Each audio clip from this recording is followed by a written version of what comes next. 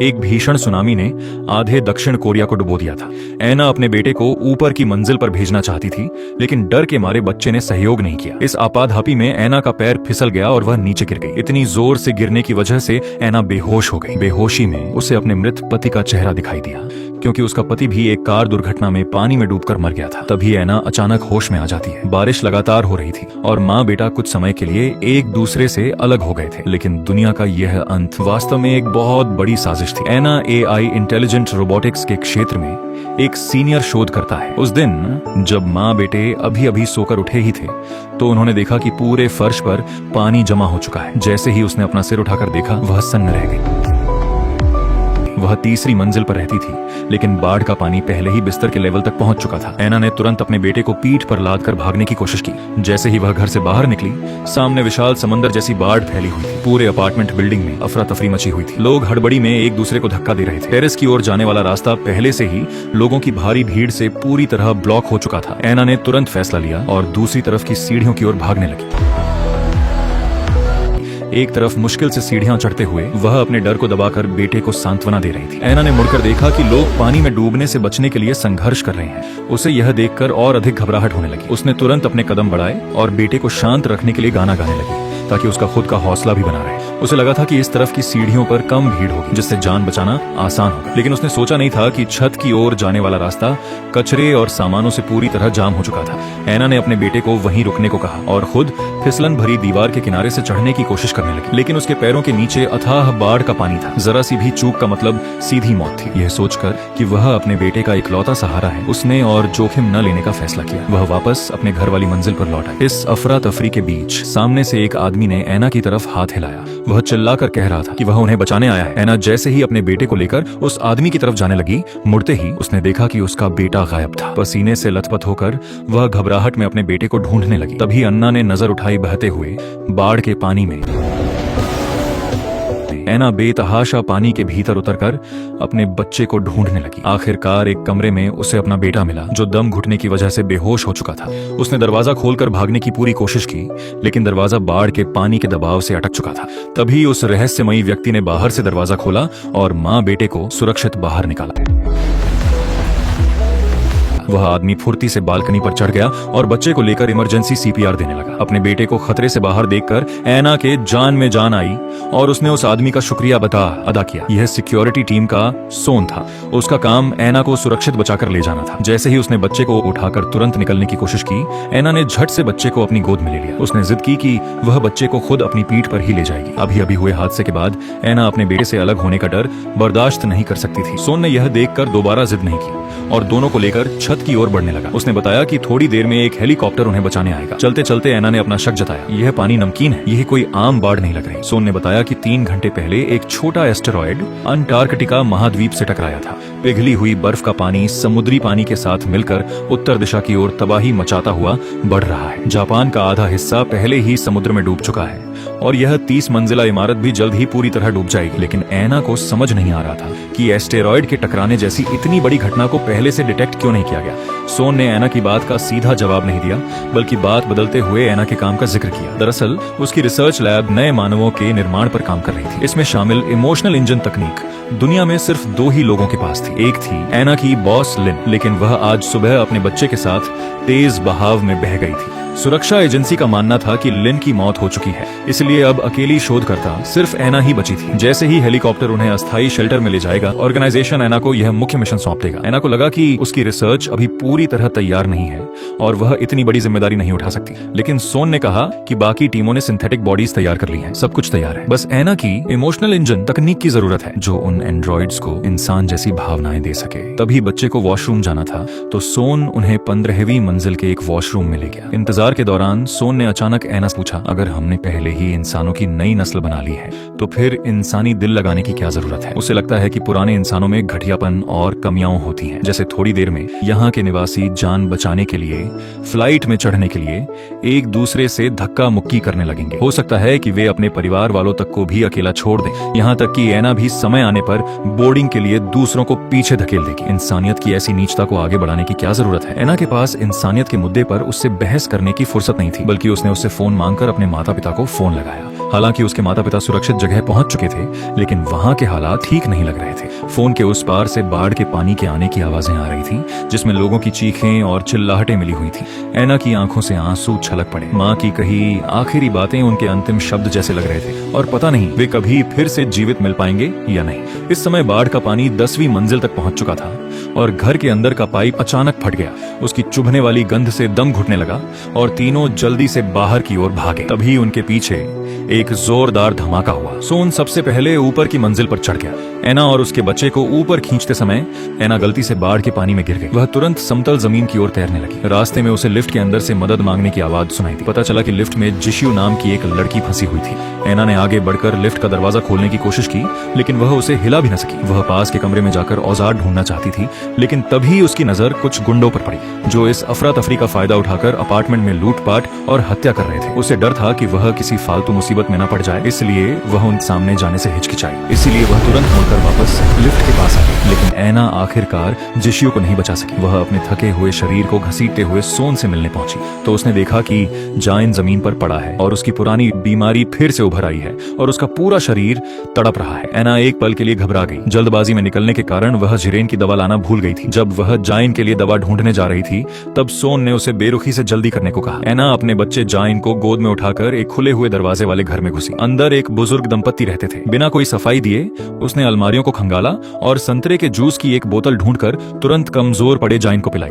दवा पिलाते समय उसकी पुरानी भूली हुई यादें ताजा हो गईं। सालों पहले जब उनका 3 लोगों का परिवार पानी में गिर गया था, तब उसके पति ने जाइन को बचाने के लिए बच्चे को ऐना की ओर धकेल दिया था और खुद हमेशा के लिए ठंडे पानी की गहराइयों में समा गया था। दरअसल जाइन ऐना का अपना सगा बेटा नहीं है, बल्कि वह इमोशनल इंजन पर रिसर्च करने के लिए बनाया गया एक AI एक्सपेरिमेंटल मॉडल है। 5 साल पहले उसने बॉस लिन के सामने बचपन से ही नए इंसान तैयार करने का प्लान रखा था। पहले बच्चे के रूप में AI बनाना, फिर उसकी परवरिश करके उसे इंसानी सुख दुख और भावनाओं का एहसास कराना, ताकि उसमें असली भावनाएं पैदा हों और वह इंसानों जैसा जीव बन सके। इसी प्लान के तहत उन्होंने जाइन को बनाया था। शुरुआत में ऐना उसे सिर्फ एक बेजान एक्सपेरिमेंट ही मानती थी, नियम से दूध पिलाना, बोलना और अक्षर पहचानना सिखाना। जब तक कि एक दिन जाइन ने अपनी तोतली आवाज में पहला शब्द नहीं कहा, मम्मा मम्मा। इस शब्द ने बिजली की तरह ऐना के दिल को झकझोर कर रख दिया और उसे अंदर तक हिला दिया। उस पल उसे एहसास हुआ कि जाइन बिना भावनाओं वाला कोड्स का ढांचा नहीं है, बल्कि एक ऐसा जीव है जिसके अंदर असली भावनाएं हैं। इसी पल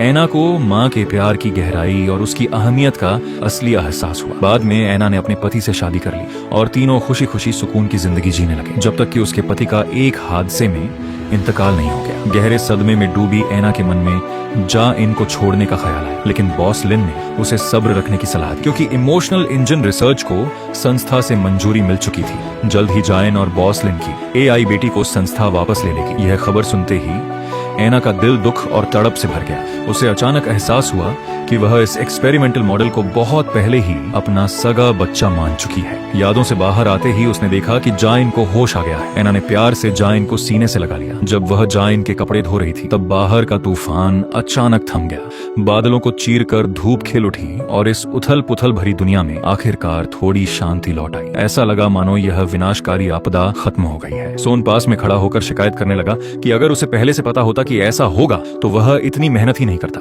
उसने ऐना को बताया कि आज सुरक्षा टीम के कप्तान ने अचानक मिशन बदल दिया था। उसे ऐना को लेने और जाइन को वापस कब्जे में लेने के लिए भेजा गया था। यह सुनकर ऐना के हाथ अचानक रुक गए। अगर उसे इस प्लान का पहले से पता होता तो वह कभी सोन के साथ न आती, लेकिन सोन के मन में अब भी शक था। उसने यह मिशन सिर्फ इसलिए लिया था ताकि वह अपनी आंखों से ऐना का फैसला देख सके। उसकी नजर में जान बचाने के लिए जाइन को छोड़ देना इंसानी स्वभाव के हिसाब से बिल्कुल सही फैसला था। सोन खुद को यह साबित करना चाहता था कि सिर्फ वही अकेला ऐसा इंसान नहीं है जिसे छोड़ा गया है, लेकिन ऐना का ममता भरा प्यार और जिम्मेदारी आखिरकार इंसानी नीचता की उसकी सोच से कहीं आगे निकल गई। तभी अचानक मौसम ने करवट ली और मूसलाधार बारिश फिर से शुरू हो गई। अभी अभी राहत की सांस लेने वाले लोग फिर से दहशत में आ गए। सोन ने बिना देर किए तुरंत ऐना और उसके बच्चे को लेकर छत की ओर दौड़ लगा दी, जबकि बाढ़ का तेज पानी उनके पीछे उफान मार रहा था। रास्ते में ऐना को एक औरत के कराहने की भयानक आवाज सुनाई दी। वह एक गर्भवती महिला थी जो बच्चे को जन्म देने वाली थी और उसका पति बेबस होकर मदद मांग रहा था। जाइन के मासूम सवाल ने ऐना के दिल को छलनी कर दिया। मम्मा, क्या आपको भी पहले इतना ही दर्द हुआ था? उसने बच्चे को नीचे उतारा और बेबस होकर जमीन पर टूटकर बैठ गई। छत बस एक मंजिल दूर थी, लेकिन यह दूरी उसके लिए न पार हो पाने वाली खाई बन गई थी। सोन भागकर आया और उसे खींचकर ऊपर ले जाने लगा, लेकिन एना ने उसे जोर से झटक दिया। वह जायन से अलग होने का दर्द बर्दाश्त नहीं कर पा रही थी। एना का अडिग रवैया देखकर सोन ने थोड़ा शांत होकर उससे बात की। उसने कहा, जायन खतरे में नहीं होगा, क्योंकि बॉस लिन और दूसरा एआई बच्चा पहले ही गायब हो चुके हैं। जायन अब अकेला एक्सपेरिमेंटल सब्जेक्ट है और संस्था इस अहम सैंपल को कभी नहीं छोड़ेगी। एना को उस बात सही लगी और वह सोन के साथ टेरेस की ओर चली गई। हेलीकॉप्टर पहले ही आ चुका था और काले कपड़ों में संस्था के कई लोग वहां पहुंच चुके थे। सोन ने अपने सीनियर को मिशन की रिपोर्ट दी और एना को उन काले कपड़ों वाले आदमियों को सौंप दिया। किसी को अंदाजा नहीं था कि वे आदमी अचानक जायन को छीन लेंगे और कहेंगे कि उसका डेटा निकाला जाना है। एना को अचानक सब समझ आ गया।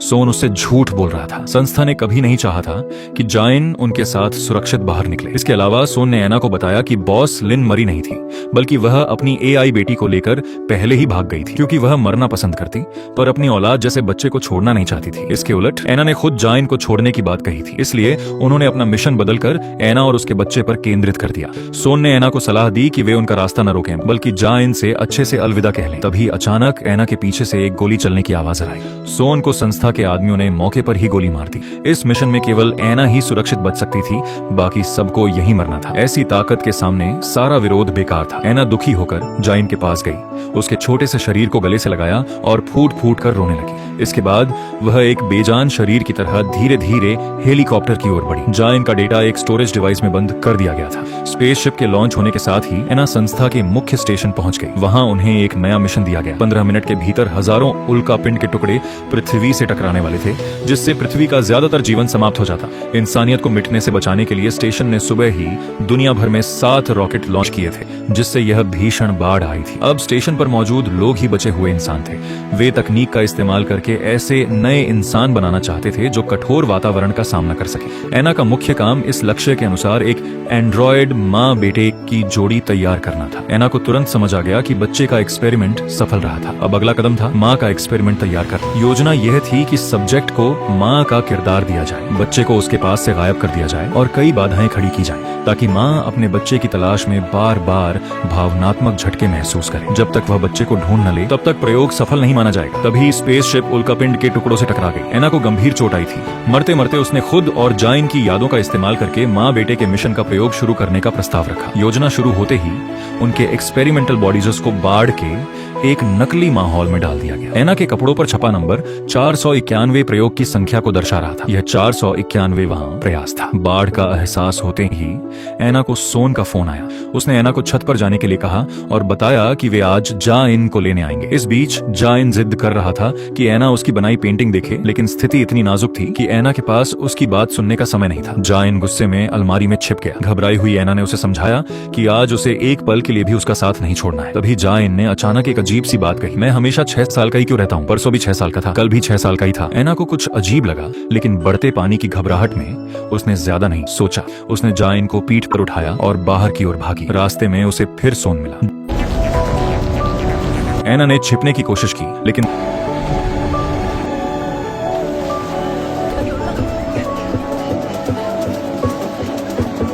एना जैसे तैसे ऊपर चढ़ी, लेकिन देखा कि जायन गायब हो चुका था। ढूंढते हुए उसने पानी में जायन जैसी एक परछाई देखी। बिना सोचे समझे उसने फिर पानी में छलांग लगा दी और बाढ़ में डूब गई। 491 नंबर। एना की मौत के साथ ही यह लूप फिर से शुरू हो गया था।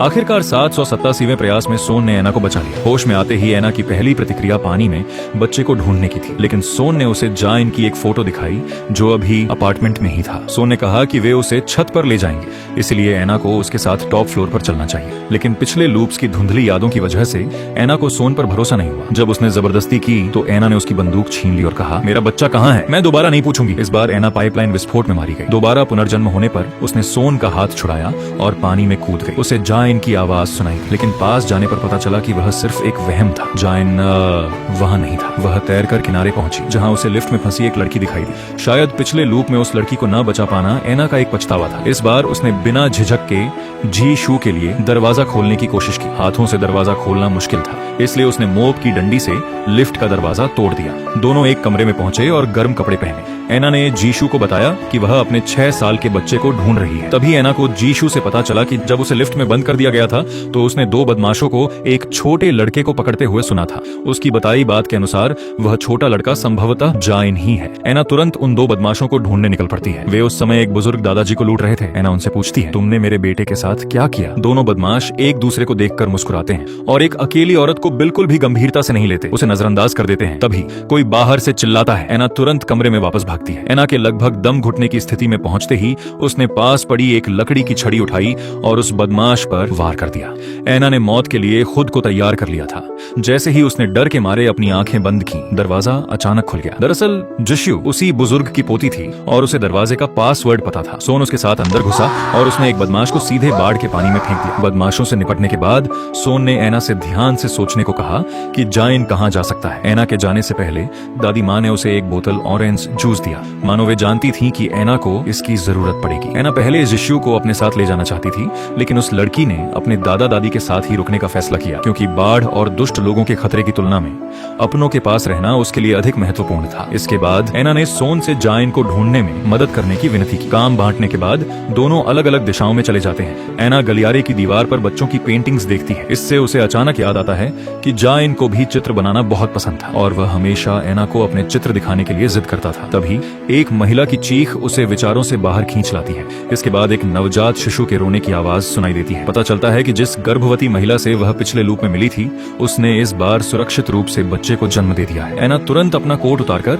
बच्चे को लपेटने में मदद करती है। जल्द ही महिला का पति भी वापस आ जाता है। महिला की बातें और दीवार पर बनी पेंटिंग्स मिलकर एना की यादों के दरवाजे खोल देती हैं। उसे याद आता है कि जाइन उस समय बार बार उसे अपनी पेंटिंग्स दिखाना चाहता था, लेकिन उसने कभी ध्यान नहीं दिया था। एना को कुछ एहसास होता है। वह कांपते हाथों से अपना फोन निकालती है और घबराहट में गैलरी खोलती है। एक ही पल में पुरानी यादों का सैलाब आ जाता है। उसे एहसास होता है कि वह जाइन को अनगिनत बार खो चुकी है और हर बार जाइन की आंखों के सामने आखिरी दृश्य एना का चेहरा और उसके पीछे हेलीकॉप्टर ही होता था। उसने बार बार इस दृश्य को चित्रित किया था ताकि एना को संकेत दे सके, लेकिन एना ने कभी इसके पीछे छिपे रहस्य पर ध्यान नहीं दिया। पछतावा, अपराध बोध और दिल टूटने का दर्द एक साथ उमड़ पड़ता है, जो उसे पश्चाताप के सागर में डुबो देता है। एना तेजी से दौड़कर घर पहुंचती है। वह जाइन का नाम पुकारते हुए उसकी पसंदीदा छिपने की जगह अलमारी को खोलती है, लेकिन अंदर जाइन नहीं मिलता। इसके बजाय एक गुप्त संगठन के लोग वहां से निकलते हैं और एना को जबरदस्ती काबू में कर लेते हैं। वे उसे छत पर ले जाते हैं। सोन पिछले लूप की तरह ही उसे जाइन से अच्छे से अलविदा कहने की सलाह देता है। इससे पहले कि सोन पूरी बात समझ पाता,